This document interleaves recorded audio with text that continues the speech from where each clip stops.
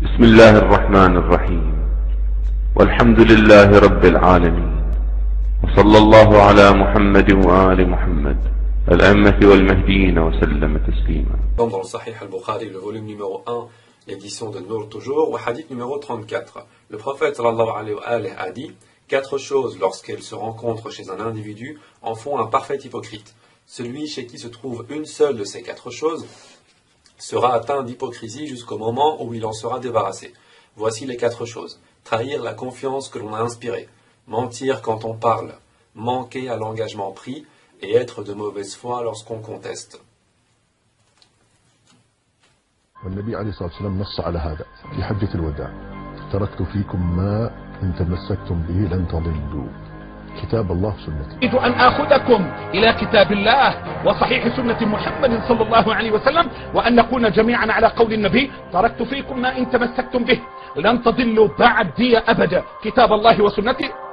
تركت فيكم ما إن تمسكتم بهما كتاب الله والرواية الصحيحة وسنتي.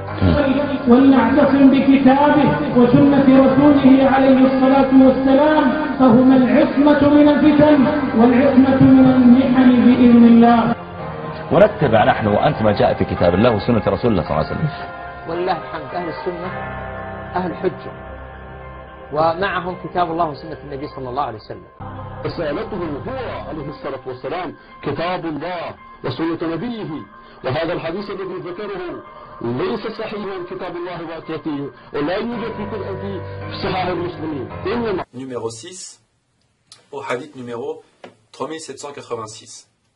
Jabir bin Abdullah said, I saw the messenger of Allah sallallahu alayhi wa alayhi during the Hajj on the day of Arafah. He was upon his camel al-Qaswa, given a khutbah, so he said, O people, indeed I have left among you that which if you hold fast to it, you shall not go astray, the book of Allah and my family, the people of my house. Et c'est un hadith qui est bien évidemment sahih. On peut retrouver la même narration un peu plus loin au 3788, rapporté cette fois-ci par Zayd ibn Arqam. The messenger of Allah sallallahu alayhi wa alayhi said, Indeed, I am leaving among you that which if you hold fast to them, you shall not be misguided after me. Ici, on insiste bien encore une fois sur le fait que si on prend ces deux choses, ces deux poids comme guide, nous ne serons jamais égarés après le prophète sallallahu alayhi wa alayhi. C'est-à-dire que ces deux poids sont d'une extrême importance et que si nous tournons le dos soit à l'un, soit à l'autre, soit aux deux en même temps, nous serons totalement égarés. One of them is greater than the other. The book of Allah is a rope extended from the sky to the earth. And my family, the people of my house, and they shall not split until they meet me at the Hawd. So look at how you deal with them after me. C'est un hadith qui est sahih. مسلم هو الأمر بالتمسك بكتاب الله ورعاية الأسرة أو رعاية عن البيت. لما قال أذكركم الله أهل بيتي يذكركم، وليس فيه تمسكوا بأهل بيتي. Sa umma, on peut le trouver dans le Sahih Muslim par exemple, le 5e tome, l'édition Al-Hadith, au numéro 6225, qui est rapporté par Yazid ibn Hayyan. Et il est dit: un jour, le messager d'Allah sallallahu alayhi wa alayhi se tint debout parmi nous pour nous donner un sermon près d'un point d'eau appelé Khum, donc Radir Khum, entre la Mecque et Médine. Il loua Allah, fit son éloge, exhorta et fit le rappel, puis dit: Ô gens, je ne suis qu'un être humain, peu s'en faut que vienne l'émissaire de mon Seigneur et que j'y réponde, c'est-à-dire l'ange de la mort. Je laisse parmi vous deux charges.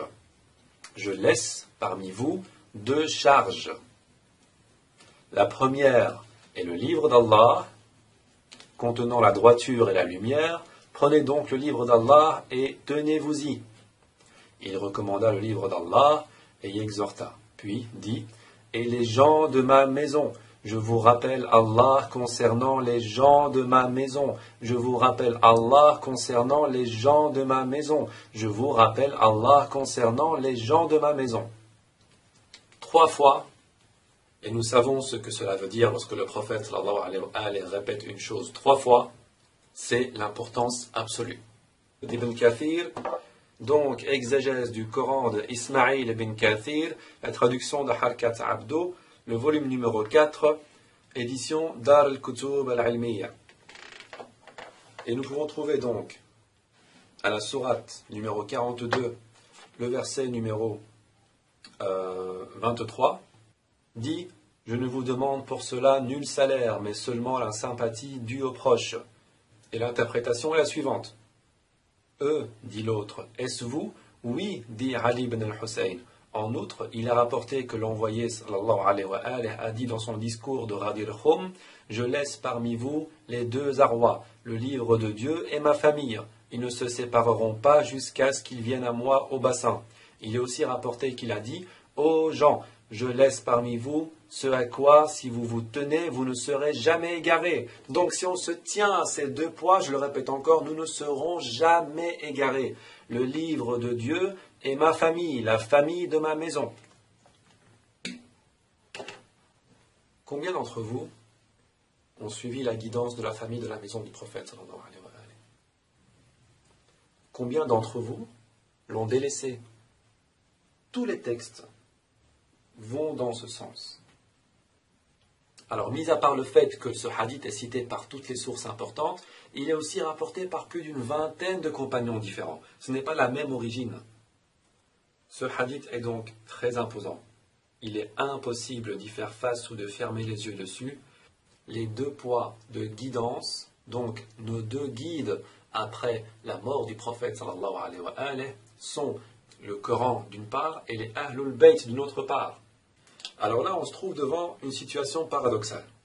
Tout le monde ignore totalement le hadith qui mentionne la famille du prophète comme étant l'une des deux charges, l'un des deux trésors, alors qu'il est considéré authentique et mutawatir par les plus grands savants.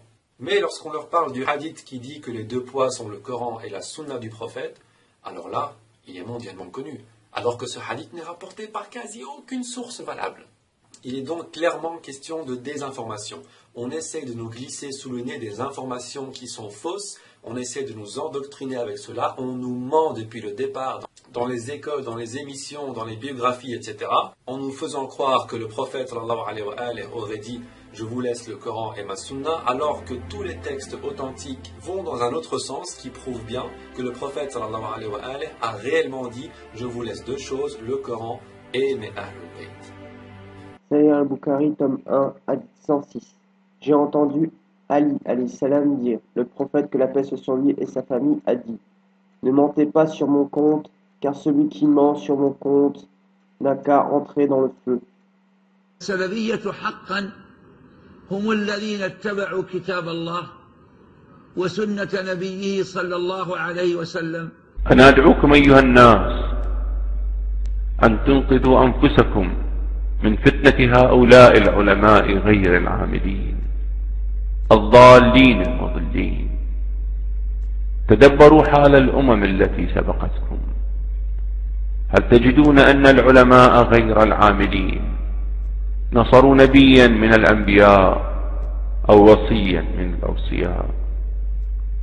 فلا تعيدوا الكرة وتتبعون هؤلاء العلماء غير العاملين، وتحاربون وصي الإمام المهدي كما اتبعت الأمم التي سبقتكم العلماء غير العاملين، وحاربت الأوصياء والأنبياء المرسلين. أنصفوا أنفسكم ولو مرة، وجهوا لها هذا السؤال: هل سألتم رسول الله صلى الله عليه وآله والأئمة عن علماء آخر الزمان قبل أن تسألوا علماء آخر الزمان عن وصي الإمام المهدي؟ هل سألتم القرآن عن العلماء إذا بعث نبي أو وصي ماذا يكون موقفهم الذي لا يتبدل؟ هل سألتم القرآن من أوقد نار إبراهيم ومن أراد قتل عيسى ومن حارب نوحا وهودا وصالحا وشعيب وموسى ويونس وكل الأنبياء والأوصياء؟ إذا لم تنصفوا أنفسكم وتجيبوا على هذا السؤال الآن فستجيبون عليه حتما في النار بهذا الجواب: وقالوا ربنا إنا أطعنا سادتنا وكبراءنا فأضلونا السبيلا.